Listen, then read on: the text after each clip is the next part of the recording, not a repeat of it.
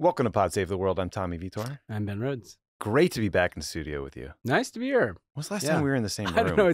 The summer was oddly eventful. We were traveling It was a lot, like man. family travel, work travel, like Conventions. Stuff I got COVID, like all kinds of stuff. Oh, you did get COVID. That sucks. I'm shocked I don't have it after being at that DNC. Everybody that I talked to at the DNC, like a lot of people got it. You're seeing a lot of people be tweeting like, if I spoke to you last week, I got some bad news. Speaking of the DNC, Ben, we do have to address the elephant in the room here, which are Dan Pfeiffer's comments from last week that he believes that the foreign policy section in major speeches is the best time to go pee, and that he has never listened to a word you wrote spoken by Barack Obama. I have a long history of peeing during foreign policy speeches. In fact, I've never heard a word that Ben Rhodes has written. How did that make you feel? It made me feel very small. I almost felt like I could. I almost felt like speech is violence, because there's a glee in Dan's voice. All of them at that little table shitting on us, chortling and. Well, first of all, I noticed that the fucking national security section went down hard, man. Yeah, it crushed. We sparkled that in night. the room, and like I seem to remember like Barack Obama giving hundreds of thousands of words of that I wrote for him that Dan Pfeiffer apparently was negligent in his job. Hated him because maybe he didn't care about people in other parts of the world. I don't know. I don't know, Dan. I know who did. I know who did. And now I'm playing my trump card here. I'm going there. Who? Howley loved the national security sections of the speeches. She would always make a point Dan's of saying, better half. yes, Dan's better half was like a huge worldo proponent of that speech writing. So I don't know. You know what, Dan? We listen. It hurts. It hurts. The world is listening. The world is listening. More importantly, the world is listening. But you know what, Ben? No, it's all right. Dan, I will say to Dan's credit, he was a good check on the should we have multiple paragraphs on Burma in the State of the Union address? If it was up to me, sure. So you need a Dan Pfeiffer in your life to kind of remind you of the... Listen, yeah, if Dan was in the White House right now, we'd probably hear less about AUKUS. Yeah. So yes, you're right. Dan's idea of a national security announcement on a foreign trip was, announcing that X country was going to buy X things and created X amount of jobs in the U.S., but it was usually Boeing, That's right. That's right. Listen, we were on board too. But Ben, don't look back in anger. Because Oasis is getting back together for apparently a series of concerts in the UK, at least. I'm floored by this. I was like, Oasis was like I was like all in. I mean, they were my band. They're rock stars. From basically the age of, 16 to 20. I mean, it was like totally formative for me. You met my buddy Ryan here in LA, played it with Collective Soul for a while. He's a composer. Yeah. He's like obsessed with Oasis. So the question I had for him is, so Oasis, it's two brothers, famously hate each other, can't speak, broke up. Entertainingly hate each other. They hilariously hate each other very publicly on Twitter.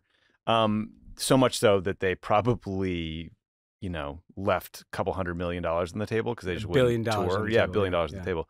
Do you practice together before to get it ready for the tour? Or is there so much risk of putting those two guys in the same room that you don't let them practice? I don't think you let them practice for a minute together, because the number of minutes together, there's like a finite number of minutes they can be together without breaking up again. And you want to preserve as many of those concerts. And they're not that many, right? There's some scarcity here. It's like, this is not the Eras Tour, but that's by design. I think they're aware of the fact they can't do like an Eras Tour because they would basically kill each other by halfway through it. Yeah. Liam Gallagher, Noel Gallagher, just, I don't know. Do what it takes. Get a Xanax prescription. Do something to get through this, because I want to see this tour. I pointed out to you that there was an Oasis during the last Labour government. Right. Someone, and I didn't do this, someone did this online. And then there was no Oasis the entire Tory run, however many fucking prime ministers that was. And now we got Labour government, we got Oasis again. It's hard to argue with that. That's change I can believe in. That is change you can believe in. So Tony Blair, Oasis. Gordon Brown, Oasis. Oasis. David Cameron, that's when they broke up, right? And then, now we got Keir Starmer. You know who I saw in Chicago briefly is Alistair Campbell former Tony Blair aide. The Blair guy. Yeah. Like, yeah, like the David Axelrod or like the David James Axelrod Carville on for Brooklyn. steroids for Tony Blair. Now the host of The Rest is Politics, who he co-hosts with Rory Stewart, who's been on the show. It's very fun. We got lunch in Chicago. It's good to hang. Do a little World of time. Yeah, I got to do Dan. I want to do. Dan would have hated our lunch. Dan would have sneered. We talked about Sudan. He would have sneered at your lunch. Yeah. He would have come up and stood over you and said, "When are you going to talk about the middle class?" Yeah, we're the green shoots of the economy at this lunch. Where is the middle class agenda at this lunch? Okay. That felt good to get off our chest. We've both been holding it in. We got a good show today. We're going to talk about this wild arrest of the founder of Telegram. I know you've been following this closely and have some theories, some opinions. Get some hot takes on this. Hezbollah's long-awaited retaliation against Israel, concern of a major polio outbreak in Gaza, a huge change in U.S. nuclear policy. We're also going to talk about MPOX in the Democratic Republic of Congo. Donald Trump just riffing on foreign policy and national security in his speech. Always good for Monday. Yeah. And then some of his former staffers made some big news. So we'll check in on people like Kash Patel and H.R. McMaster. Talk about protests in India, and then why some Brits were briefly worried that Darth Vader was invading London. So stick around for that.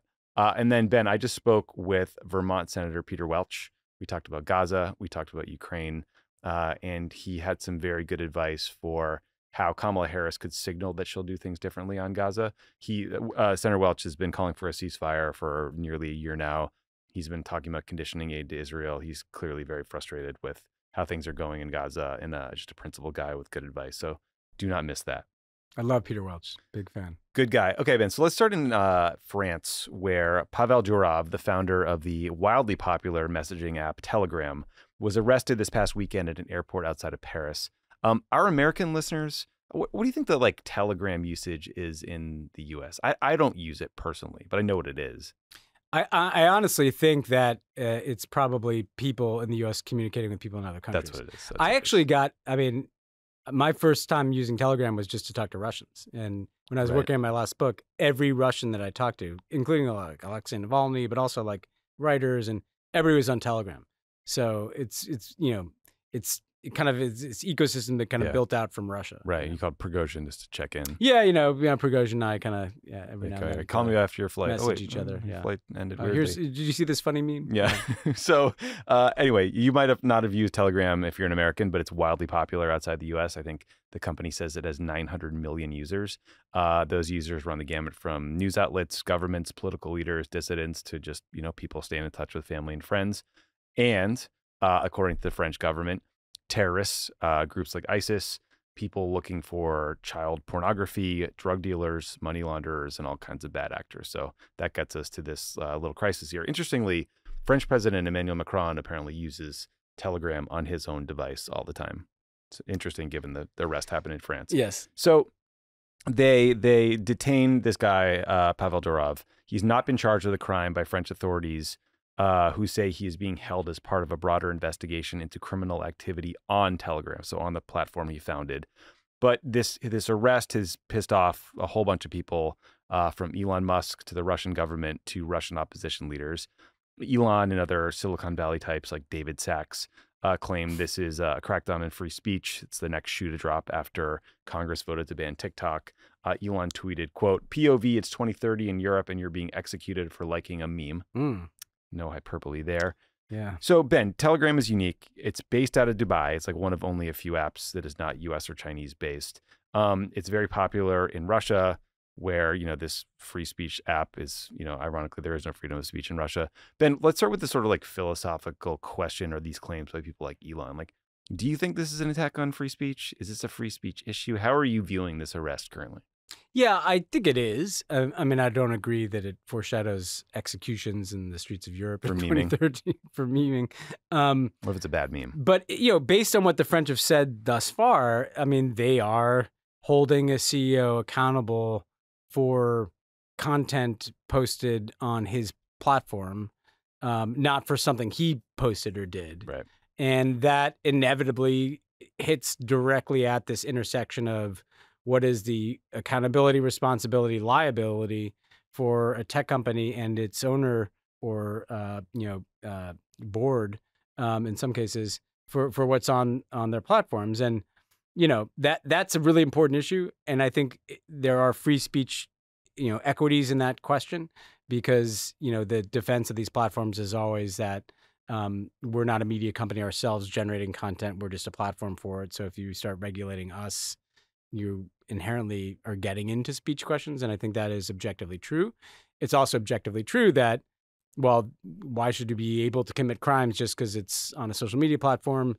The problem and, the obvious challenge with this, and before I get to my kind of more conspiracy theory minded hot takes, is like, why is Mark Zuckerberg not get arrested when he go, I mean, I've seen Macron Macron loves meeting with tech guys. I've seen him meet with, I think, Elon. I've seen him meet with Zuckerberg. And I'd like to know why the French government believes that Telegram is uniquely somehow different than Facebook or X. Maybe it is, and very well maybe. Maybe that it is a bit of a wilder west. I think Facebook does go out of its way on things like child pornography, and so there is more content moderation on American platforms. I'm not trying to do a total everybody does this thing, but the question then is like, what is the line? Like, what line is French authorities trying to define that has been crossed, and why is Telegram uniquely accountable in a way that Facebook isn't? Yeah, just real quickly on other companies, it has been an interesting couple of weeks for social media companies generally. I mean, you got Elon Musk in this big fight with the British government, which was blaming Twitter for inciting those far-right mobs that were in the streets and rioting after that horrible stabbing of a couple young girls at the Taylor Swift-themed dance class. This week, I think yesterday, Mark Zuckerberg sent a letter to Jim Jordan, the Republican in the House, saying that Facebook had been pressured to censor some COVID-19 content during the pandemic. He now says he would push back if that happened again. He also bent the knee by saying he would no longer donate money to help election officials prepare for elections. This was Zuckerberg's foundation with his wife. They gave like $400 million to help elections prepare to deal with voters during the pandemic. And they also said that censoring the Hunter laptop stories were a mistake. I agree with them there. But there's been all this sort of churn moving sort of in the Republican direction. Casey Newton at Platformer had an interesting piece on Telegram where he said basically Telegram's terms of service prohibit users from posting illegal pornographic content in public channels or promotion of violence in public channels, but their terms of service sort of like implicitly apply that it's fine in private communications, and that they've set up the company in such a way where they can avoid law enforcement asks, and they kind of brag about refusing to engage or help take things down or deal with, I don't know, criminal cases. So I think that's probably the material difference. It's likely like the French said, Telegram, give us X, Y, or Z, and they've refused. And they're like, all right, buddy. Fine. Now we got you. Now we're going to get... Now you just can't leave. Yeah, I think, because my own view of this, is obviously there has to be some content moderation for certain, legal activity, right?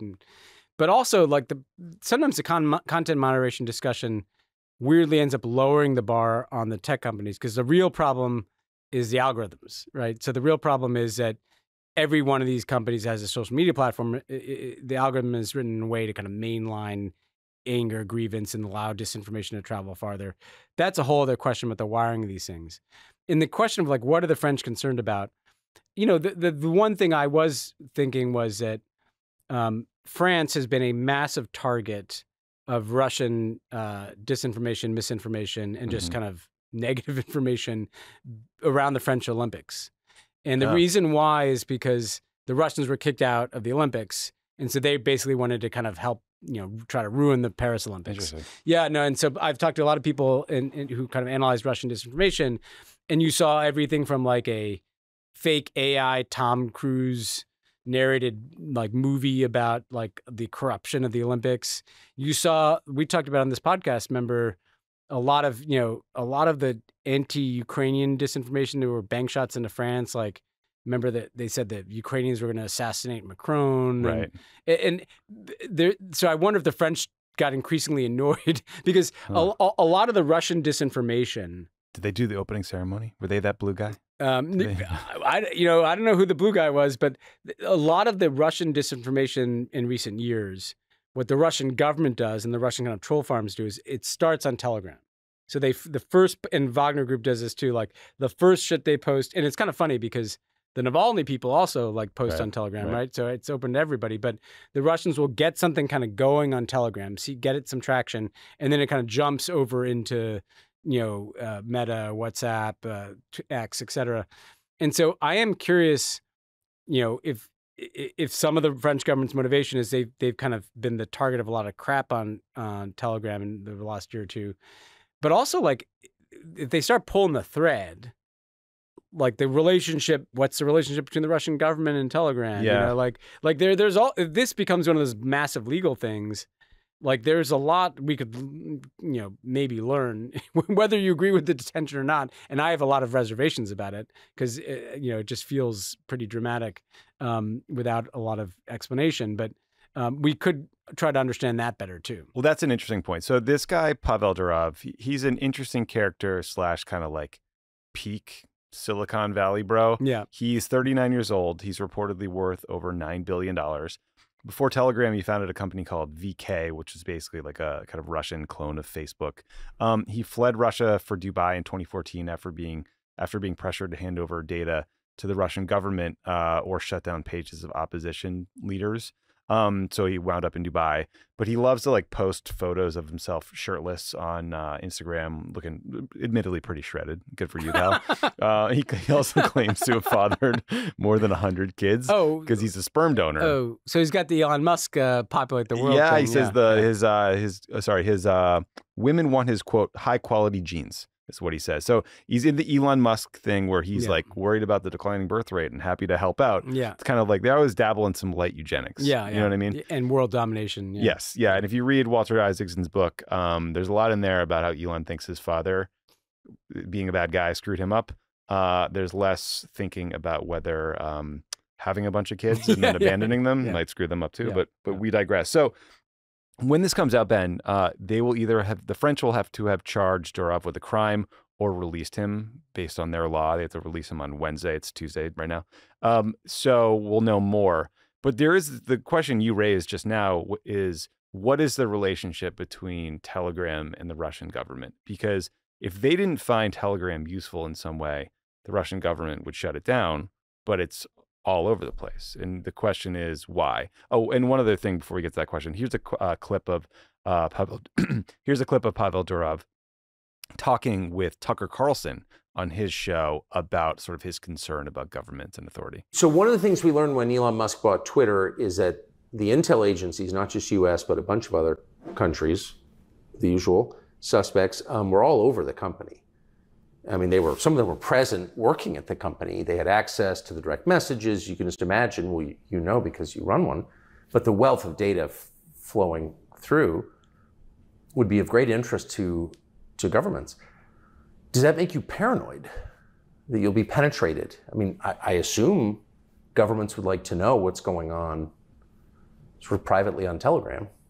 Well, there's definitely a lot of responsibility that we have on our shoulders, and I wouldn't say we are paranoid, but I think it makes sense to stay prudent and not being too accessible, not traveling to weird places. You don't travel to weird places? I hope not. I travel to places where I have confidence that those places are consistent with what we do and our values. I don't go to any of the big geopolitical powers of the countries like China or Russia or even the US. So you don't go to the US? I try not to. I can go, but it's too much attention, like I described before. Travel risk analysis was a touch off. Yeah. Anyway, back to this question of the connection with Russia. What do you think? I think it's the most interesting question at the heart of all this. And look, I don't know what he might have, the question of what kind of personal contacts or communications he's had with the Russian government. He's also clearly feels paranoid about them. So I'm not suggesting, he's like in Putin's inner circle in any way. He's been an antagonist. He's had to leave the country. But what's interesting is what does the Russian government get out of the existence of Telegram? Because it wouldn't exist if they didn't want it to. You know, if they wanted to shut down Telegram in Russia, they would have shut down a long time ago. And I think they get a couple things out of it. They, like I said, they clearly get to use it as a kind of laboratory to test out their information campaigns and see how they get traction, to get it traction. And yeah, I'm sure that Telegram knows about that and clearly does nothing about that. And but then also the Ukrainians use Telegram, the Navalny operation used Telegram, and on the one hand, that's good for them that they have these platforms, and that's why you saw like Alexei Navalny's chief of staff, Leonid Volkov, who's been on this podcast, he came out in support of Pavel Durov yesterday. But it's also useful for the Russians to be able to monitor all that, you know, and not in, I mean, it sounds strange to say, not even in like some extrajudicial way, but just there's an information ecosystem they can watch and manipulate that is closer to home, right? It's probably in an easier information set for them to get their arms around, in some cases even than foreign run platforms. And so, you know, what I find it almost hard to believe there's no interaction between the Russian government and people at Telegram. But we don't know. But if you start pulling the thread, if this turns into some major litigation, we might learn something. You know? Yeah, interesting. Also, you said Pavel Durov there. Oh, sorry. Which look, amazing hockey player. Yeah, wait. Nicknamed the Russian Rocket. Keep this in because it does date me as when I was following hockey. Yeah, he's 53. Yeah, exactly. So he was on a Canuck. He was really good in like kid, NHLPA 94, 95. Dude, Sega Genesis. This is why. Yeah. Because I was obsessed with that video game, Jeremy and Roenick. he had the classic, you know, you could come down and give the one pass to the middle, boom, one timer. Because he was Pavel Durov was a fast one timer, So fast. Get in there right next to the goal, boom, you know. Great hockey player. All right, sorry, Total stud. Good correction. How do we pivot to Israel? Let's just do it. Let's turn to Israel, Ben. Where for weeks they have been waiting to see what Hezbollah was going to do, and maybe even Iran, in response to Israel's assassination of a senior Hezbollah commander in Beirut several weeks ago now, right? Was it last month? I don't even remember. Time is like years or in weeks. 3 presidential candidates ago. Yeah. On Sunday, the response... Pre-Tim Walz. Pre-Tim Walz that finally happened. So this was Sunday. The back and forth started with Israel sending 100 warplanes into the air to launch preemptive strikes on what the IDF described as 40 Hezbollah rocket launch sites. Hezbollah says they launched 340 rockets at military sites in Israel, though it seems like those strikes did very little damage because of the preemptive Israeli action and their missile defense systems, which are very effective. Normally, with these kinds of rocket attacks, Hezbollah targets northern Israel, but this time they fired at sites in central Israel, so they're extending their range, specifically at a military base that serves as the headquarters of Unit 8200, which does signals intelligence for the IDF. It's basically like the Israeli military's version of our NSA. An Israeli sailor was killed by shrapnel from an air defense interceptor missile, but that's the only casualty I've read about. So Ben, I mean, once again, you have these like major escalations. You have very effective missile defense systems limiting the damage, limiting the casualties. Now both sides do seem to want to de-escalate, which is good, but we're still like at a place where there's no progress in ceasefire talks. There's nothing's going well in Gaza, nothing that would end the fighting and get Hezbollah or the Houthi rebels in Yemen to stand down for good. And so I worry we're getting numb or used to the risk of these massive escalations that would have been historic, a year ago. Yeah, I mean, it was striking that both what Hezbollah wanted to do and what they did and what Israel did, you could feel it being within this kind of containment paradigm, it felt like everybody wanted to make clear that this is another short-term exchange of fire, not the beginning of something new. And Hezbollah wanted to send enough rockets that it didn't feel like a normal rocket attack, but not so many rockets that, Lebanon gets invaded by Israel. And Israel wanted to, do enough damage to Hezbollah to diminish their capacity to hit, but they're not really setting back Hezbollah like comprehensively, right? So it's all in this kind of strange calibration, the insanity of war, how many rockets do we have to fire for it to be credible, and how many rockets do we have to blow up from Israel? Look, You summed it up well. I mean, what I take away from this is Israel has this kind of tactical advantage on both Hezbollah and Iran, because of their missile defense systems principally, and because of some of their, offensive capabilities. And intel. Clearly they knew this was they're coming. deep into, they clearly deeply penetrated, Lebanon. They have an ability to kind of punch Hezbollah or Iran harder than Hezbollah and Iran punched back. But at the same time, that tactical military advantage doesn't add up to some large strategic advantage for Israel. Yeah, good point. Because it's still got Gaza. It's still internationally isolated. It's still got,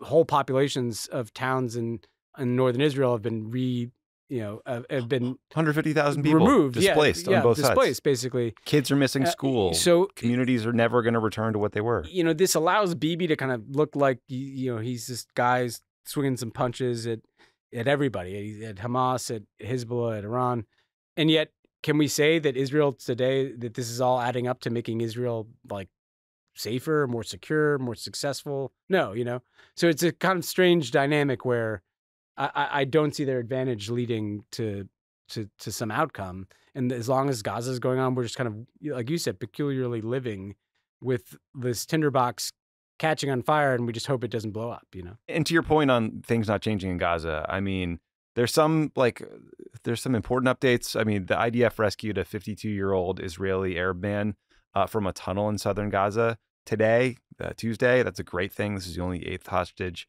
rescued alive since the war started. The IDF seems to have found him by chance as they were looking for Hamas fighters. His name is Farhan al-Qadi.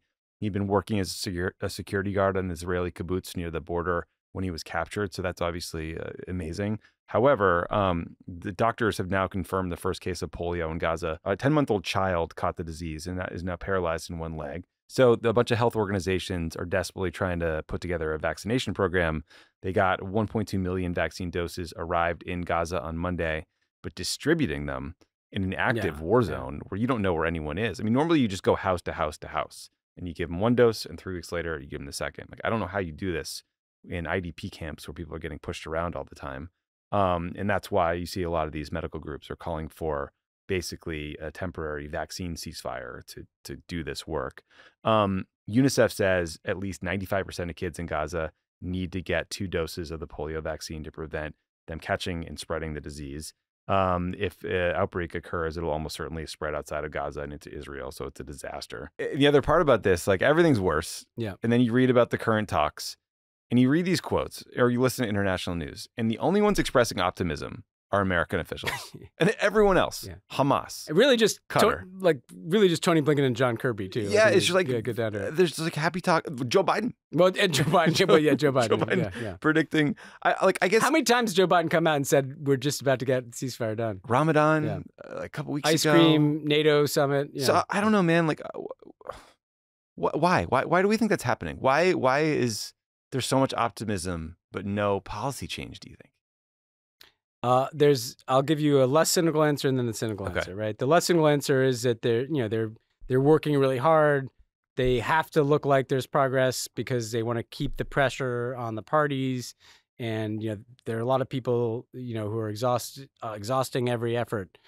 The cynical answer is, if it looks like there's a process, it's less of like a news story in some way. That's true. That basically it's like, we have an answer to the question of what are you doing about Gaza? And when you're essentially not doing anything in terms of exerting leverage on the Israelis, the only thing you can be doing is trying to get a ceasefire. Mm-hmm. And this is kind of the cynical truth is it's kind of worked. Gaza is kind of off the front page. Every incoming question is answered with, well, we're working really hard and we're optimistic about the ceasefire. And then there's these efforts to blame Hamas for everything, even though we increasingly have learned that, usually these things, Bibi comes in and changes the terms. And I think it's really, really frustrating because it's just hard to take seriously at this point, when you kind of keep having the same meetings. And meanwhile, you mentioned polio. Part of what people are missing here is that this may not be on the front page, but it is It's not like it's any better. It's worse in Gaza than it was a month ago, 2 months ago, 3 months ago. Yeah. And this is not like, I actually don't like how much there's been a focus on the ceasefire, because even if there is a ceasefire, all of Gaza is completely destroyed. Probably many more than 40,000 people have been killed. Yeah. But then how many people are amputees? How many people are orphans? How many polio, malnutrition? Like, this entire population is being like pulverized in ways that they will deal with for the rest of their lives. Yeah. There's not a single person in Gaza who's not been deeply traumatized and touched, but their house got blown up, their parents got killed, they got wounded, they had polio, they're at malnutrition. And that's not going to go away because there's a ceasefire. Like, the Gaza Strip is unlivable. Yeah. And so there's no sanitation, there's no infrastructure, there's no water. And this whole conversation becomes, it's an easier story to cover. You know, like as someone who listens to, Up First on NPR in the morning, it reads New York Times. It's easier to be, exactly. Like, there are another round of talks in Qatar, and the Egyptians said this and the Americans said that, but the Israelis said that. And, Brock Ravid, Siren on Twitter, like there's going to be another round of talks. That's like an easier story to tell than the story of like what's actually happening in Gaza, or the question about, well, after there's a ceasefire, then what happens in Gaza? And so this whole thing has peculiarly become about these talks and not about like what is actually happening. Yeah, that's a really good point, because that's the hard part for Kamala Harris. I mean, we might get a ceasefire, we might end the war, but the long-term challenge if she immense. Gets elected, Gaza is going to be as big a challenge the next day, even if there's a ceasefire in place. Yeah. Okay, we're going to take a quick break, and when we come back, we're going to talk about a major change in U.S. nuclear policy. All right, Ben, after that quick break, faster than a Pavel Durov. Yeah, one-timer. Yeah.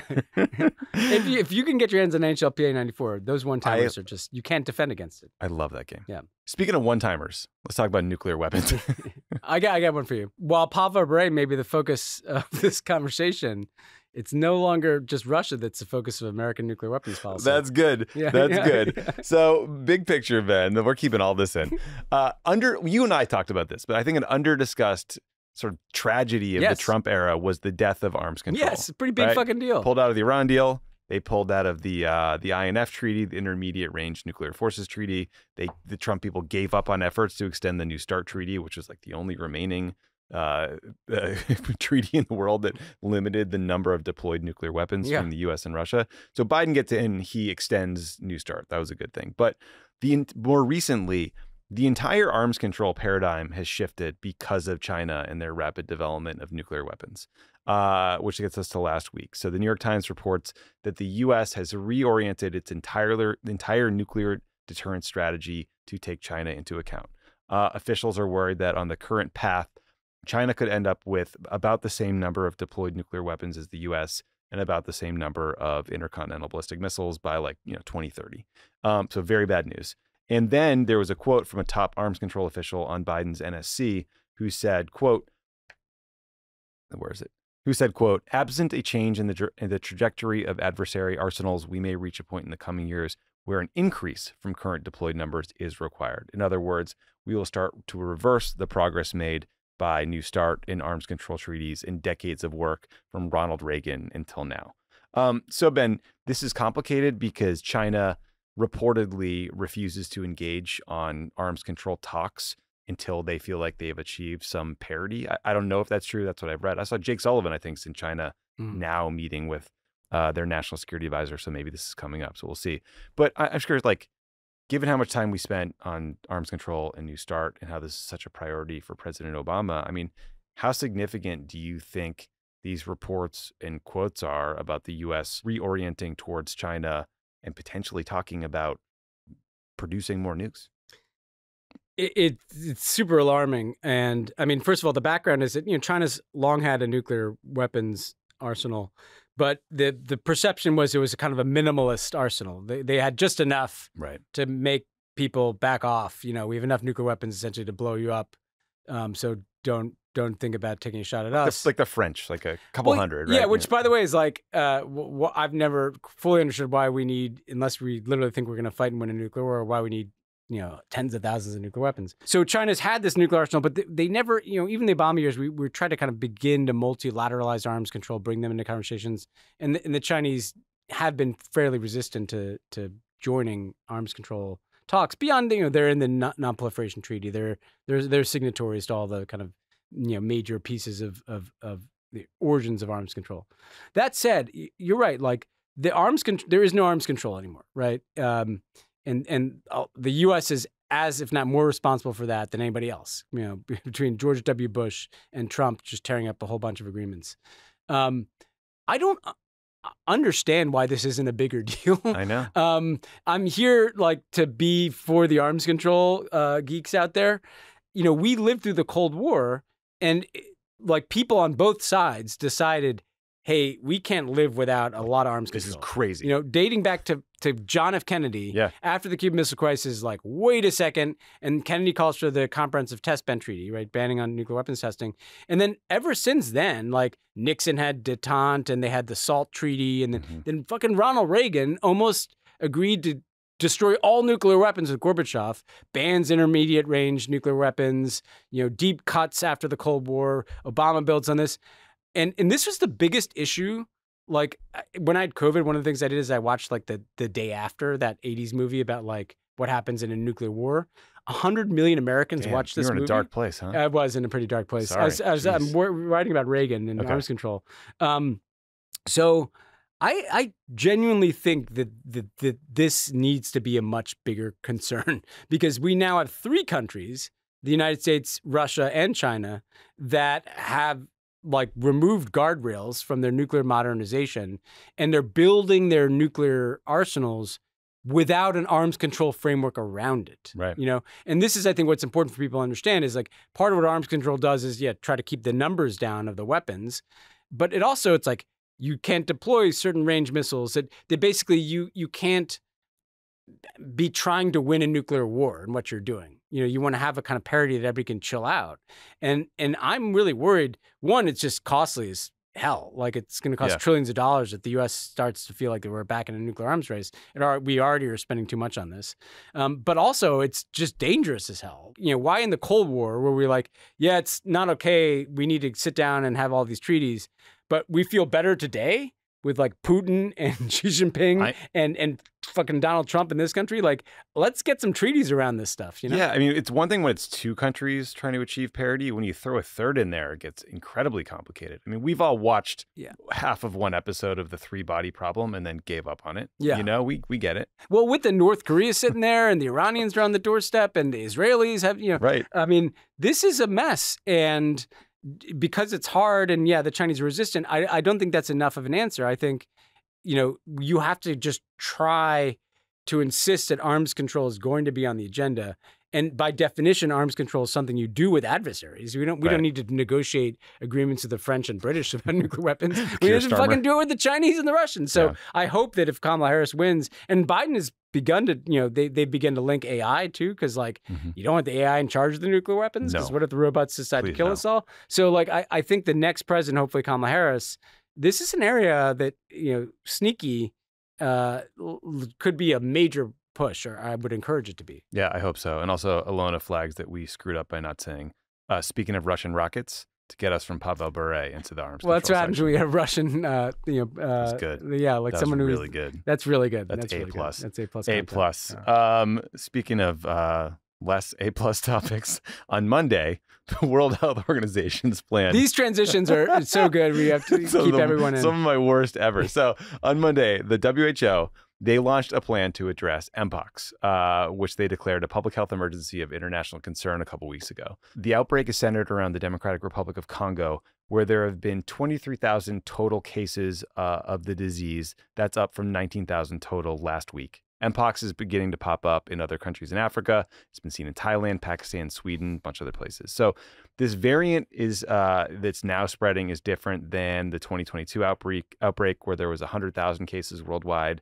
That outbreak primarily affected men through sexual contact, while the current outbreak in the DRC is hitting children really hard. The majority of the cases are children, which is just awful. I was listening to NPR yesterday, and there was a woman who's all 5 of her kids got it.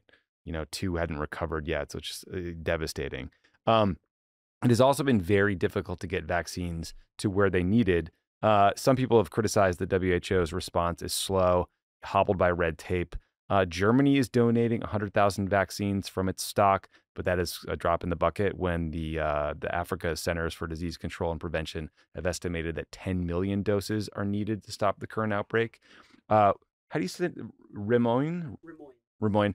We spoke to Anne Rimoin, an epidemiologist at UCLA who's been studying MPOX for more than 2 decades, to get some more context. This MPOX outbreak has been ongoing in DRC for decades. And in the last several years, it's really accelerated. And there have been a lot of questions why. The idea that this is the WHO's sole responsibility to be able to take this in hand and to be able to do something, I think is a little bit misguided. I mean, WHO provides advice and provides, you know, some leadership, but WHO isn't responsible for funding response activities. WHO is not responsible for being able to fund vaccines. There's shared responsibility in all of this, and it's complicated to be able to get the appropriate response and to be able to get the vaccines that are needed, get them through regulatory approvals in DRC, and then start to think about what happens next. And those vaccines have to actually get to the people that need it. And that requires logistics, that requires a plan for social mobilization and sensitizing people, a plan to be able to get not only to rural, remote areas where we're having the vast majority of cases in children, but also in vulnerable populations, sometimes hidden populations, people who do sex work, men who have sex with men in low resource settings. So, Ben, I'm far from an expert on this. I mean, it did remind me of like the conversations we were having in 2021 when they were rolling out the COVID vaccines about vaccine equity and the fact that the continent of Africa just got, completely screwed over. That is clearly happening again here because, when there's an MPOX outbreak in the U.S., vaccines pour into New York or, other major cities, and it's not happening in the DRC. Obviously, the distribution is a lot harder in a place like the DRC, given the size and the lack of infrastructure. But, the people across Africa are furious, especially doctors and epidemiologists.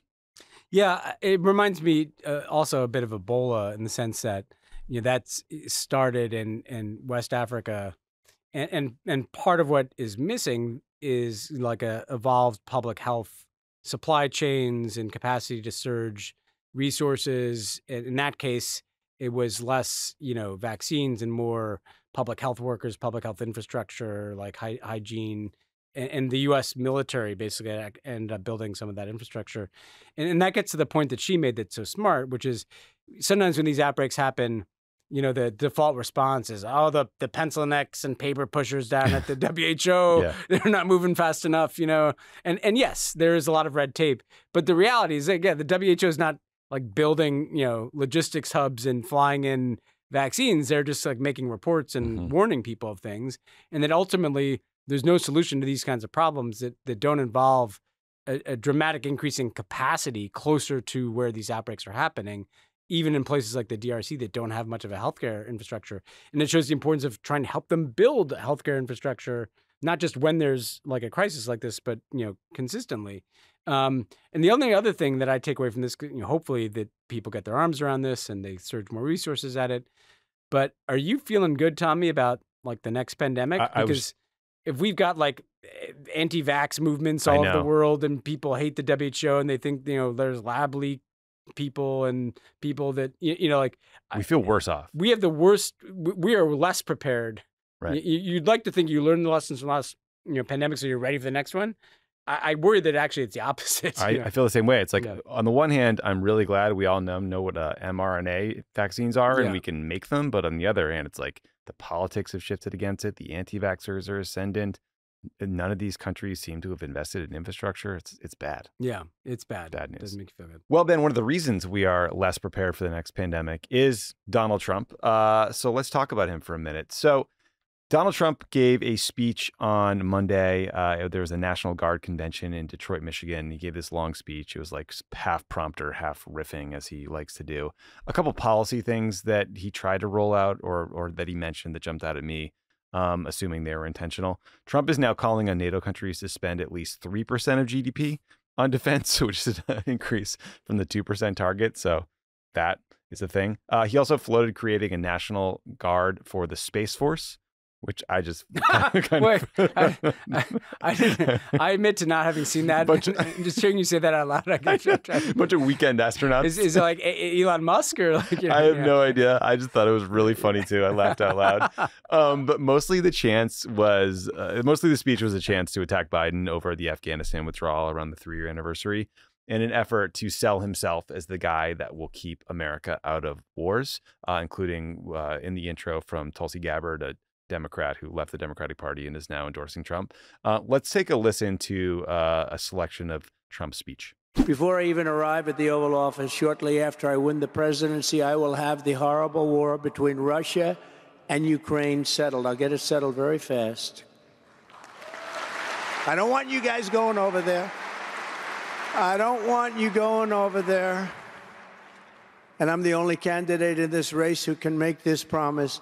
I will prevent, this is for the spouses, I will prevent World War III. Nobody else is going to prevent it. You're going to end up in World War III. Look at what's going on right now with Ukraine. They're surging into Russia. Okay? You're going to end up in World War III. And it's going to be a bad one. As opposed to the good one. There's good World War III. So, look, I don't know. It's a very blunt, simple message. But I wonder, I mean, given that people turn on the TV and they see Gaza being scary and wars raging in Ukraine, and then, you see the same polling and focus groups I do where, when you ask people, like, should we be sending money to Ukraine for weapons or investing in schools? Like, the answer is unanimous in one direction. So I worry about this message a bit if he sticks to it. Yeah, no, I think that people have to realize that he's hitting a nerve that has pretty broad support in the United States. And look, even, we're talking like Robert F. Kennedy Jr. and Tulsi Gabbard are kind of these kooks. He decapitated a whale now and put it on the car, and she's a conspiracy theorist. But from the outside, he's a Kennedy. She's a former congresswoman. Like, these are he has very high name ID. Kennedy does. I would take seriously the idea that, like, he's got this coalition that includes, people that don't like foreign wars, don't like foreign entanglements, don't like foreign assistance, don't like trade agreements, don't like globalization. That crosses both parties, yes. And so you have to kind of take this seriously and counter actually that Trump is actually more likely to get us into wars because he's erratic, because he's unstable, because our alliances help keep us out of wars. Like, we have to be defending things like NATO on the basis that they help prevent war, and rather than just kind of making them seem like it's warlike and we want to be in Ukraine forever, like pouring weapons in there, which is the trap that Democrats and even a lot of Republicans that don't like Trump fall into. So that's the thing I'd say is, like, he sounds like ridiculous, but there's a potency to his message, and I think bipartisan support out there for it. And so the framing, around how Kamala and Democrats present their support for alliances and kind of certain aspects of the global order has to be about, this is actually a better way to keep us out of wars and a better way to minimize like what has been an overreach in our foreign policy. Yeah. The other thing in the news recently that is concerning is just more stories about Trump's staff, former staff, and maybe future staff. There's two pieces worth highlighting. So one was an Atlantic story about this creep named Kash Patel. We've talked about him on this show before. He served in a few roles in the Trump administration. He was on the NSC as a counterterrorism director or something. Then he kind of ass-kissed and failed his way up to becoming acting chief of staff at the Pentagon. A few things that are worth knowing about this guy. After being deputy to Rick Grinnell at DNI. At DNI, yes. He went to the Director of National DNI's office. Yeah. So Kash Patel is now, I think, trying to set himself up to become CIA director or the DNI. He's doing that by selling lots of merch with his branding on it, including scarves, golf polos, and wine. You can buy Kash Patel branded wine for $239 for 6 bottles. He wrote a children's book about Trump called The Plot Against the King. It tells the story of a wizard named Kash who set out to save King Donald from the sinister machinations of Hillary Queenton. and a shifty night. That's Adam Schiff. Wait, you see what he did there? Yeah, okay, you saw what he did there. So some Trump advisors quoted in the piece say that Kash Patel now claims that he gave the order to take out Abu Bakr al-Baghdadi, the ISIS chief, in 2019, though he apparently wasn't even in the room. And then this is actually really concerning, Ben. So The Atlantic recounts this story from October 30th, 2020. So it's right before the election. SEAL Team 6 is waiting for authorization to conduct a rescue operation to save an American who had been kidnapped in Western Africa. The last holdup before they launch this operation is getting the permission to fly in Nigerian airspace. That job goes to the State Department. According to this story, Kash Patel calls the Pentagon. He says, I got approval from then Secretary of State Mike Pompeo, launch the operation. So these Navy SEALs are in the air. They're like waiting to land when they figure out, actually, we did not get authorization to go in Nigerian airspace. So they have to circle until someone else finally fixes the problem. But basically what happens is Kash Patel just made up that he got authorization to do this from Mike Pompeo and almost sent a bunch of Navy SEALs into Nigerian airspace without permission, where they could have been shot down by like Nigerian air defenses or viewed as hostile. So like it's just an insane thing to do. Biggest country in Africa, like a real military, probably has American air defense systems that could have shot at them. So again, everyone thinks this guy could be the CIA director or the DNI. It's like just a great window into the very scary, the worst of the worst, like scary hacks who would serve in this guy's foreign policy team. Yeah, he's a total nutcase. I mean, this isn't the case of someone with like a different ideological point of view. This is someone who's just totally pilled. You know, I mean, I crossed paths with him when he was Devin Nunes's like hatchet man on the House Intelligence Committee investigating, you know, the Russia interference, but from the Trump perspective, you know. So he kind of, but like he was just conspiracy theory after conspiracy theory. That's all he was doing. And to be clear, Project 2025, the Trump administration 2.0, it will just be Kash Patel's. Yeah. You know, like those are the people that will staff the government. They are totally ideological. This is a guy that like reveres Donald Trump more than any idea, will do whatever the thing is he wants, will be totally unaccountable to protocols, to guardrails, to constraints, to reality itself, like whether or not the Nigerians had given that approval. And just because he's buffoonish, you know, and writes children's books about King Kash helping the wizard Donald, doesn't mean it's not just dangerous as hell that that's the case. And by the way, like he'd never be confirmed for those jobs, I think, even if there was a Republican Senate, but it doesn't matter because I don't think Trump people give a shit. These acting people, they'll just keep acting, you know, for years. They could be acting head of the CIA for years and make life so miserable. And this is what Project 2025 kind of winks at. If you get the ideologues on top, they'll just make life so fucking miserable for the workforce that they'll leave and they'll be replaced by other Kash Patels. Yeah. The other weird kind of former Trump staffer news was from a guy named H.R. McMaster. Listeners might remember him. He's a decorated military leader who was very well respected, lieutenant general, who became Trump's national security advisor from 2017 through 2018. He has a new book out where he like celebrates some Trump policy, takes some shots at him in familiar territory. But Ben, in talking to you before we did this, I didn't realize this was the second book, second memoir about his time in the Trump administration. Yeah, I reviewed this. So he wrote a book called Battlegrounds: The Fight to Defend the Free World. Okay, you know, not like this guy has any grandiose sense of not at all. his own. And I actually wrote a review for the Washington Post about that book. Now that when I look at the headline, and which by the way covers his time in the Trump administration, it's all about like how they finally got tough on China and they finally saw the threat from Iran, takes all these shots at Obama. I remember the title of my review is McMaster's memoir is heavy on history but light on Trump.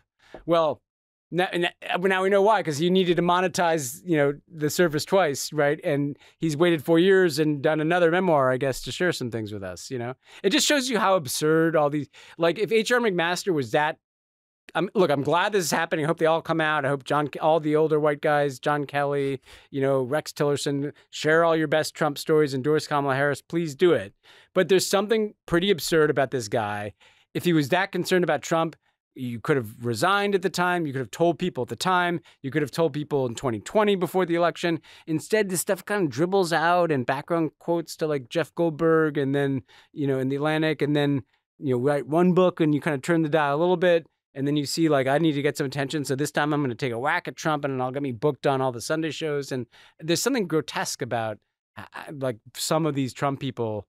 Like I have more respect for the ones that have just gone all in, right? Like Olivia Troy, like she's just owning it, right? There's this kind of incrementalism that I find really frustrating with these guys. 2 books about the same period of time. I've never heard of it. You should write another memoir. Well, at least about your time I got some shit from some. My second book it's not a memoir. It's about the rise of authoritarianism, but it has like some first person thread. So a couple of friends of mine are like, "Oh, look at you! You had to." Well, I was like, at least I picked up the thread in 2017. Like I didn't just cover the same ground. Yeah, come on, guys. That's crazy. Okay, 2 more things before we get to the interview. So first of all, there have been some major protests happening in India since a female doctor was brutally raped and murdered while she was laying down to rest during a night shift in a hospital in India on August 9th in Calcutta.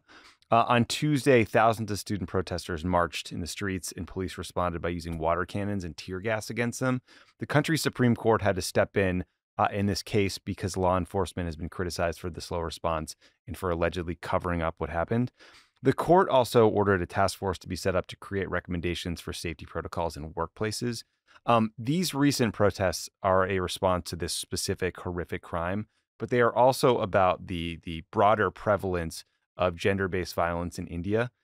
We spoke with Rana Ayub, a great friend of this show, an Indian journalist and opinion columnist at the Washington Post, to get some more context. Here's a clip from that conversation. But what happens in India is that we have this flash in the pan moment where one rape happens and everybody's like, okay, we have to protest. And then suddenly every rape story is covered. But what we do not realize is there is a rape in this country every 18 minutes. Every 18 minutes, one rape happens, right? As we talk, as this doctor was raped, for the next 4 days, there were reports of 2 children in Bombay being sexually assaulted. There was a story of a 14-year-old lower caste girl being raped in a northern state of India. There was a story of a young woman going to report a rape, but the cops refused to report to accept the case, and she died by suicide. When somebody says India is a rape capital, the people are not talking about it. We take offense saying, but you are attacking the credibility of this country. You're attacking the sovereignty of India, not realizing that patriarchy, the inherent patriarchy in our popular culture, the inherent patriarchy in our films, in our dramas, in our policing, in our political landscape.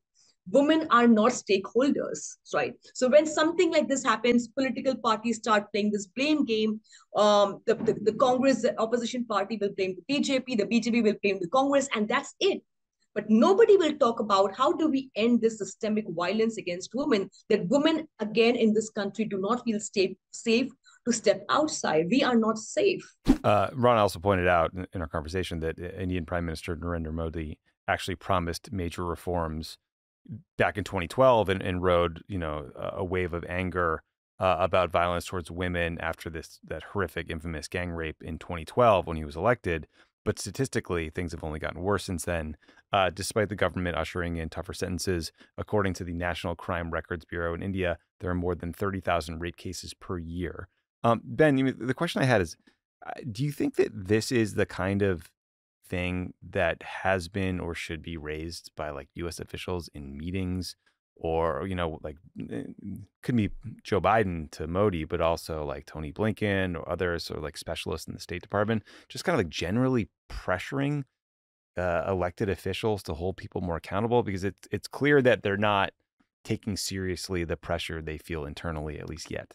I think the thing, I'm not sure that the bilateral kind of pressure makes the difference on this as much as part of what the U.S. government can do at its best is, we have an office, an ambassador focused on gender equality at the State Department, do a lot around the world on these issues. Part of what you want to do is globalize this conversation. What can everybody be doing to strengthen safeguards against rape and sexual assault and against gender-based violence, and kind of bring India into conversations on a multilateral basis about like how do you toughen laws, how do you like change culture, how do you allow for better reporting, all the kinds of things that might address this.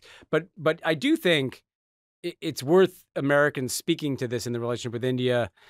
But within India itself, like part of what you have to get at, and I don't claim to be the expert on this, and Rana captured it far better than I could.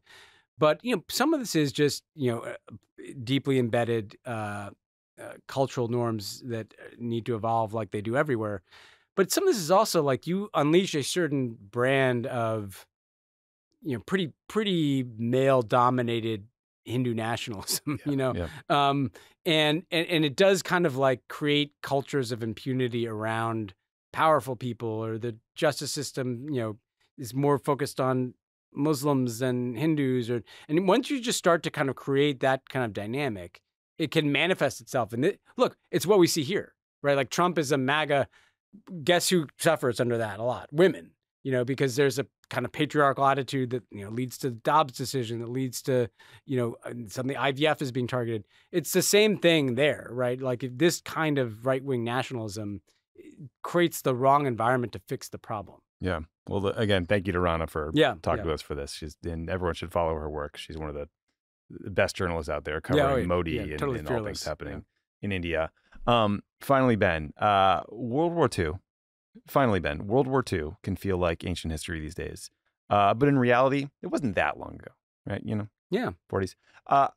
Which is probably why some people in London were a little weirded out the other day when a German warship was spotted cruising down the River Thames while blasting the Imperial March from Star Wars. Yes, the Darth Vader song. Let's take a listen.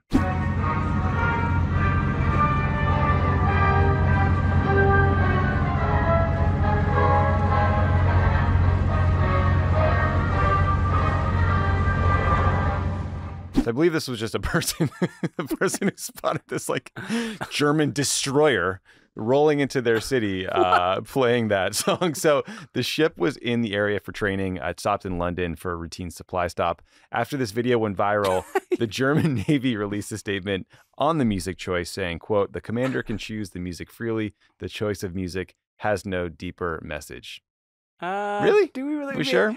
Do we buy that? So I actually watched, not in anticipation of the segment, last night I watched Return of the Jedi with my daughter. Nice. How'd she like it? She loves it. So we've done, Ella and I have now done the first three, which I guess are 4 through 7.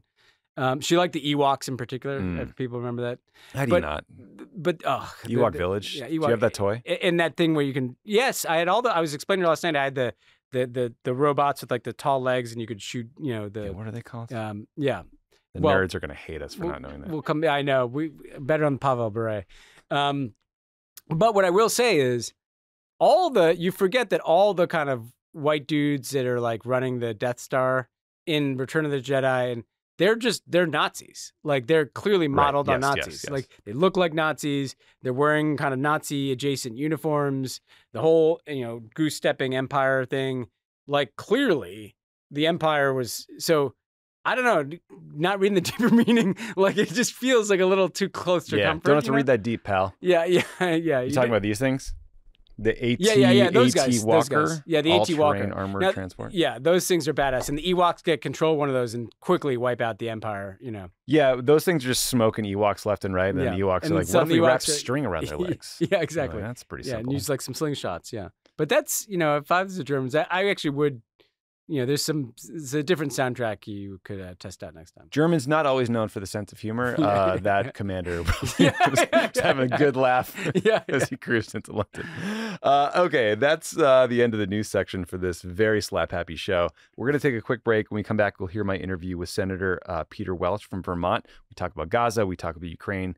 We talk about Kamala Harris's campaign. Lots of good stuff. Oh, we also talk about seeing Tim Walz, the vice presidential nominee, in the gym and what that was like. So stick around for that. Real quick before we go to break, we are just very, very excited to announce that the trailer for Crooked's newest limited series, Empire City, is here and available for you to listen to. It's from Wondery, Crooked Media, and Push Black. Empire City is the untold origin story of the NYPD. It uncovers the hidden history of one of the largest police forces in the world. It is from Peabody Award-winning host Chenjerai Kamanika. He is an incredible host. You might have listened to some of his past shows like Uncivil. And he takes you on this amazing journey through pivotal moments in New York's past that formed the foundation for today's policing. from its origins rooted in slavery to rival police gangs battling across the city, from the everyday people who try to resist this organization every step along the way. You should check out Empire City. It's an amazing show.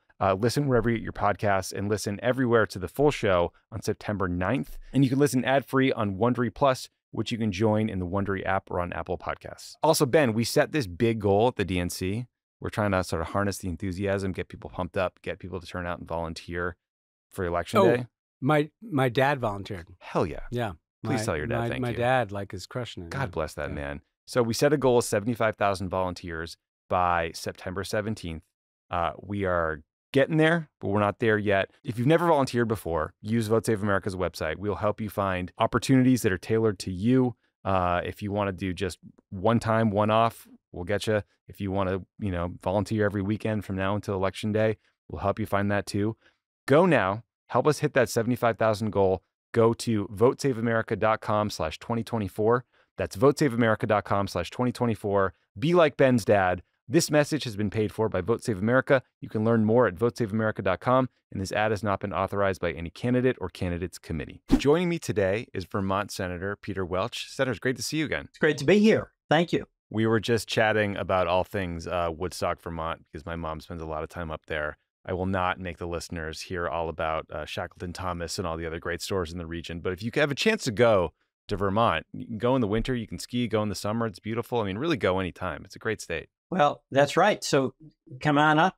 We'll give you a little nice Vermont welcome. Yeah, me and Bernie will give you some maple syrup. Yeah, nice Vermont welcome, which means getting beeped at if you have a New York or Massachusetts license plate sometimes in my experience. But I digress. Senator, I just want to start by saying I have appreciated for nearly a year now your leadership in the Senate when it comes to trying to end the war in Gaza. You've been calling for a ceasefire since, I think, November of last year. You were one of just a handful of senators who actually voted against sending additional military aid to Israel as part of this broader package. But, you and Bernie spoke out very strongly against your concerns. Unfortunately, despite your efforts, 10 months into this war, it's still raging on. And the Biden administration's approach still seems to be send Bibi Netanyahu and the Israeli military what they ask for, and then I guess hope on the side we can cut a ceasefire deal.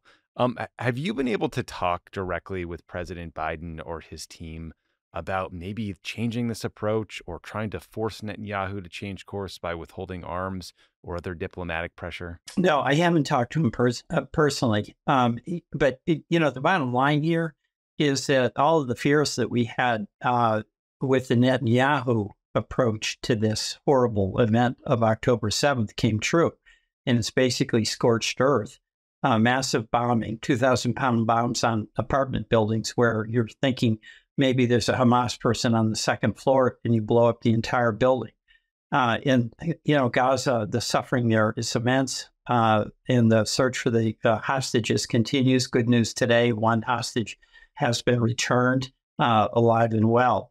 But, what I think the basic question for us, the U.S., is whether we're going to use our leverage. I mean, what I find so difficult is that the policies we enunciate, which is a two-state solution, which is in opposition to more settlements in the West Bank, which is in service of the dignity of Palestinians and the security of Israel.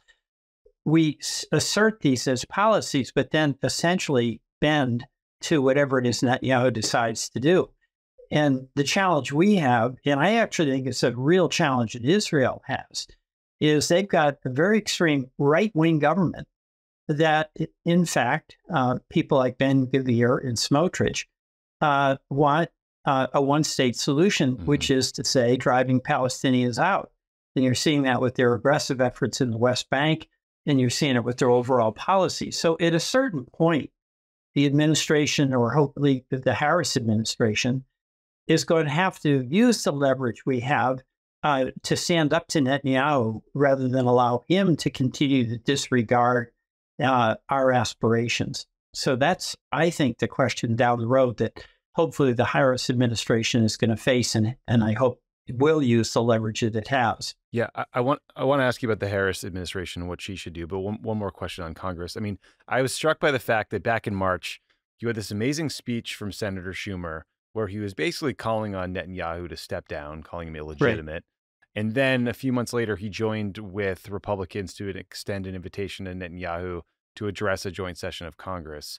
And I was wondering how you understand that seeming contradiction, if that was politics or I don't know. I think Schumer got jammed a bit by the speaker, and this has gotten very partisan. So when we're talking about what happened with the invitation, it has very little to do with our policy towards Israel.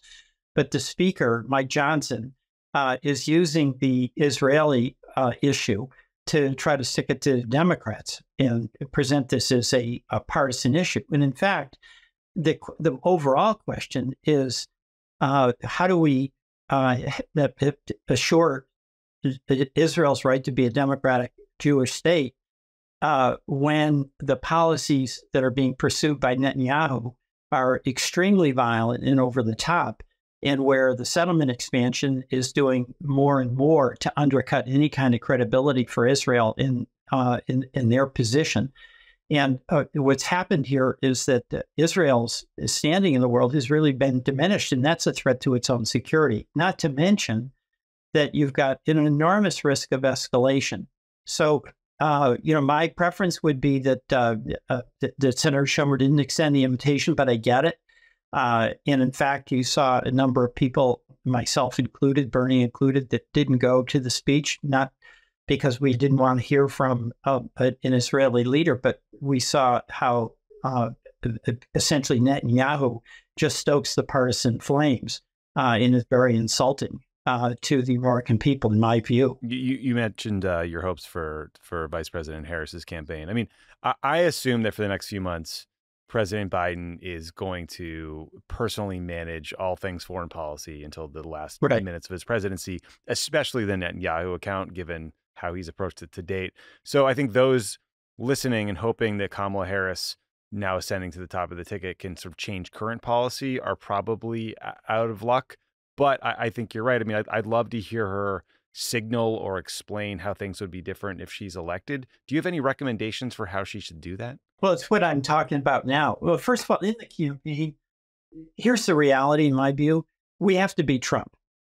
We have to beat Trump and keep him out of the White House. Netanyahu is rooting for Trump. Putin is rooting for Trump. And the other reality is that the American people, I do not believe, are going to decide this race on the basis of foreign policy. It's going to be basis of economics. Folks are freaked out about their kids not being able to afford a house, no matter how hard they work. And in a two-partner family, even both of them have good jobs, a house is still out of reach. Childcare, family leave, the cost of healthcare, even with Obamacare, is really escalating beyond reach, not just for individuals, but for employers who are trying to have employer-sponsored healthcare. So I think this campaign is really going to be about Harris's ability to show that she cares about the middle-class economic struggles, and those are real. And the foreign policy questions that are incredibly important, like what's going on in Gaza, in Israel, I don't think will be determining factors in this race. And you only have one president at a time. And of course, she's running as the vice president of the sitting president. So the policy is going to be determined much more by, obviously, by the president. I think what Harris did manage to do, and it's understandable in the political context, is she signaled what has been traditional support for Israel, but not defining that Israel as Netanyahu. But she gave a very significant acknowledgement of the unspeakable suffering that Palestinians are experiencing as a result of the Netanyahu policy. So bottom line here, she's got to focus on what does it take to win. Economic issues, I think, have to be front and center. And I hope she can signal that she's going to turn the page on just this, I think, excessive deference to Netanyahu. My advice to her would be what my advice has been all along. We are for a democratic, independent state of Israel, and we're for a democratic, independent state of Palestine. But in order to get that, we have to use our leverage because the current Israeli government does not share those goals. That's bottom line.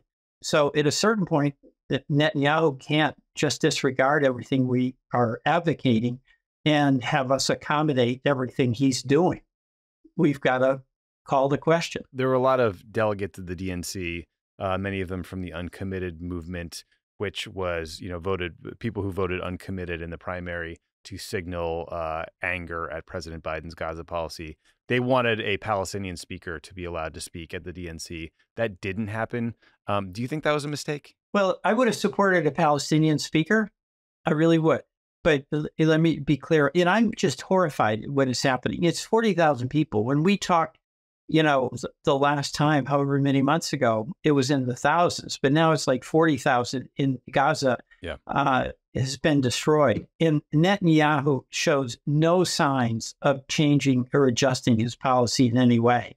So there's a very compelling reason then to allow those who are experiencing the suffering to speak out and express it. So I'm very empathetic with that goal. And I appreciate folks out on the street, but which, by the way, I was out in the street in that very same convention in 1968 when the issue was the Vietnam War. Wow. That was in my past. Were you running for the cops? Like, what was that like? Well, I was. I mean, I had dropped out of college then, and I was working in the west side of Chicago doing civil rights work with a Martin Luther King Southern Christian Leadership affiliated organization. It was really about housing discrimination.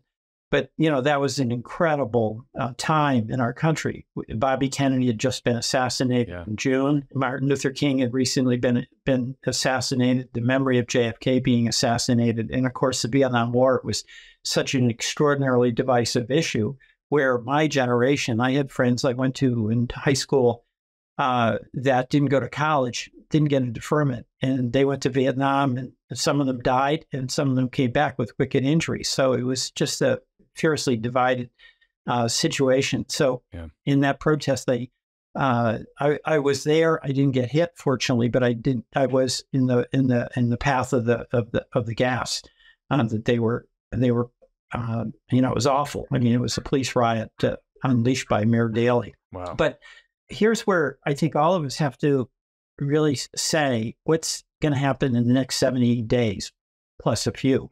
And that is the American people are going to decide who's the president. And my focus will be, what do we need to do to win, as opposed to what do we need to do because it's a very important issue to us. If that helps us to win, I'm for it. If it compromises our ability to win, I'm not. Because I think the difference between Trump and Harris is night and day.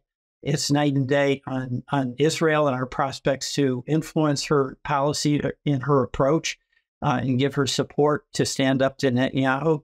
But it's night and day on Ukraine and Putin in just the democratic government. So I do think that she's got to focus on the economy because people have this weird, in my view, memory of things being better during the Trump years, at least according to some polls. They weren't, in my view. And he doesn't have any plans to do anything that's at all constructive other than more tax cuts for very wealthy people. So I think Harris did an extremely good job getting us started. And by the way, this is an interesting contrast between this convention and 68.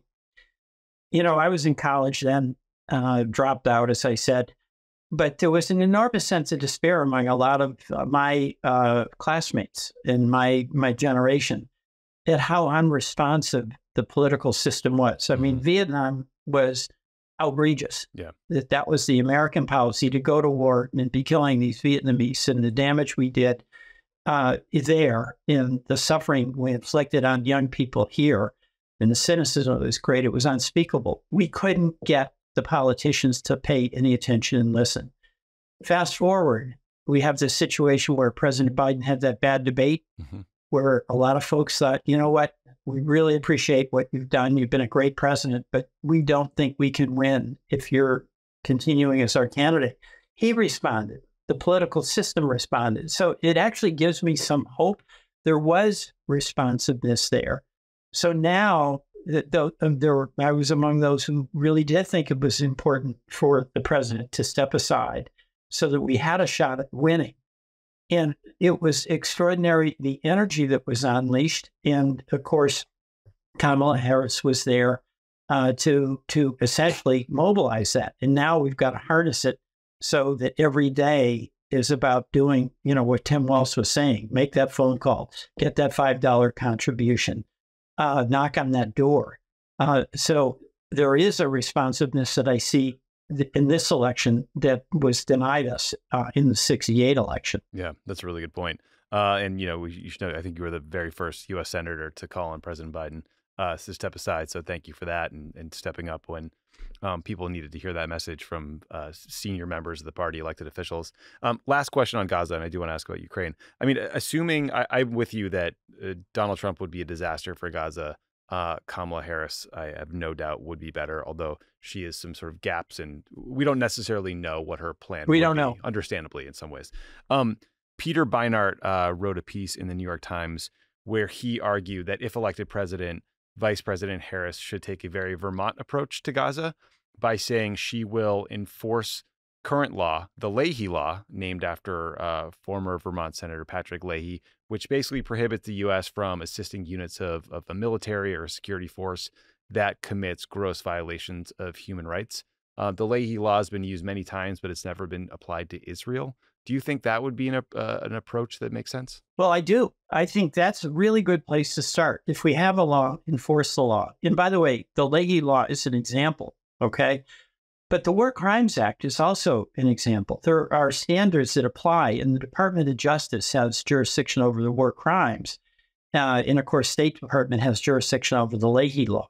So when we talk about enforcing the law, yes, the Leahy Law, but also some of the war crimes law that is being enforced by justice towards Ukraine, towards Russia and Ukraine, and we should be doing that where there are credible reports, like the World Central Kitchen killing, like other reports about Israeli units doing things that are not at all justified, even in under the laws of war.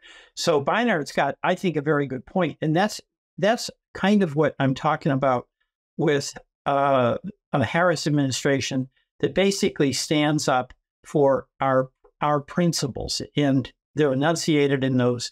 The Leahy Law is a good example. Enforce it. Then you're not, it's just, you can't violate the Leahy Law, right. Period. Right. Enforce the War Crimes Act. Enforce our long-held position during Republicans and Democrats that you can't have settlements in the West Bank. And of course, the violence in the West Bank is escalating enormously. Mm-hmm. And a lot of the right-wing elements of the Netanyahu government are using as a cover the war in Gaza, essentially to start perpetrating violence in land seizures in the West Bank. So I think that would start sending a signal that the U.S. is serious about what we say we're serious about, and we're not just going to capitulate constantly to whatever Netanyahu does. We can't trust the guy. I mean, so at a certain point, you've got to call the question. Agreed with that. Switching gears to Ukraine, Ukrainian officials have been and remain incredibly frustrated by restrictions put in place by the Biden administration about how U.S. military aid to Ukraine can be used. Specifically, they want to be allowed to hit targets across the border in Russia. The concern being that, essentially, the Russian military has a safe space from which to launch glide bombs and other munitions onto them, and they can't respond and take those military units out. Do you think that the Biden's restrictions are appropriate? Is it time to change course? Like, how are you viewing this these days? We should give more latitude to Ukraine to strike military targets in Russia, not civilian targets, okay? But where we have good intelligence that some of those glide bombs are being launched from location A, the Ukrainians should be given the green light to use what they have, including things we've given them, to take out that offensive asset that is being used against their defenseless people. So focus on the military targets. But yes, I think it's really important for us to give that latitude to Ukraine. One other question for you. Governor Tim Walz just got shot out of a presidential campaign canon. When he was selected to be Kamala Harris's vice presidential nominee. Most Americans had not heard of him until a few weeks ago. You served with him in Congress. Yeah. Did you work with him much? Did you know him? What can you tell us about Tim Oh, Walz? God. You know what? He was my classmate. And when you go to Congress, the people you know the best and know the longest and share the most experiences with are your classmates. And he and I were elected in 2006. And we were on the Agriculture Committee together. So I worked a lot with him on that. He was on the Veteran Affairs Committee and I wasn't, but I supported him when he first ran to be ranking member. And I made a speech on his behalf in the Steering and Policy Committee. And he didn't get it that time because he wasn't the most senior. There was one person ahead of him, but he was clearly the best, the command sergeant major. And everything you see about Walz, that's what we saw. I mean, he was very, very popular and kind of just light person. You know, he didn't take himself as a big deal, but he worked as harder than anybody else. And he's so unassuming. Not that people want to hear about the gym, but we were in the same row and he'd come in and he was determined to lose a few pounds and go out and run no matter what the weather. But he went back to his National Guard days. He wanted to get into his running stuff quick and get into his suit clothes fast. So he would just take his tie down halfway, unbutton the top couple of buttons of his shirt, and then pull off his dress shirt like it was a T-shirt. And he'd be out the door and running. But I really, really think he's a breath of fresh air in politics, and his lack of pretense, but his energy, his affection for his family and the people he serves, that's real. The other thing, by the way, there's two things that Kamala Harris did that really have given me a lot of confidence that she's in charge of her campaign. First, she picked Walz. And you know that the pollsters and the consultants were probably saying, well, you got to go with Shapiro because he's Pennsylvania. All right. A lot of logic to that. He's a compelling guy. But she clearly saw something in Walz that probably didn't show up on the polling, and his ability to connect to everyday Americans. And then the second thing that I thought was really terrific, she described him as a middle-class kid who grew up in Nebraska, very modest, and she is a middle-class little girl who grew up in Oakland. So it's an inclusive approach that sometimes the Democrats aren't good at. And we've got to be focusing on everybody who is struggling to try to make ends meet in an economy that's really tough if you're trying to buy a home or even rent now. The rents have gone so way up. So I think Tim is going to be a good partner in that effort, and I think that's really where the campaign is going to be won. I love that. Yeah. I mean, I felt the same way. I felt energized and excited by him being named. I actually had a chance to interview him in February, and we spent 5 or 10 minutes talking about football. He was a defensive coordinator, so I pressed him on what defense he ran. You ever bring him to Vermont, like show him what a real cow looks like? Yes. No, yeah, I should do. You know, he's a guy in demand right now. I'm not sure we'll get him in a state where it's looking pretty good for the Harris-Walz ticket, but maybe afterwards. Yeah. Well, listen, I think you should get him up there. You know, you think it's cold in Minnesota, pal? Like, let's go up to Killington or something. Senator, thank you so much for doing the show. And thank you again for just being a leader on all things Gaza for a very long time, especially when it was not as clear that was the right path. You were saying the right thing. So yeah, well, thank you. No, and I appreciate your leadership on that story. It's absolutely appalling. We should not be part of this. Amen. Amen. Thank you. Bye-bye. Thanks again to Senator Welch for joining the show. And thanks to you guys, the listeners. Thanks to Pavel Durov for having a quick fucking set of wrists, you know. And that guy had, he wrist could shot accelerate. like nothing else. Yeah, yeah. Very handsome too. Good looking hockey player. I was more of a Jeremy Roenick guy. I feel like between Oasis and Pavel Durov, that like we were kind of dating ourselves a little too hard. Yeah, I mean, kind of. Yeah, big time. All right, that's it. Talk to you soon.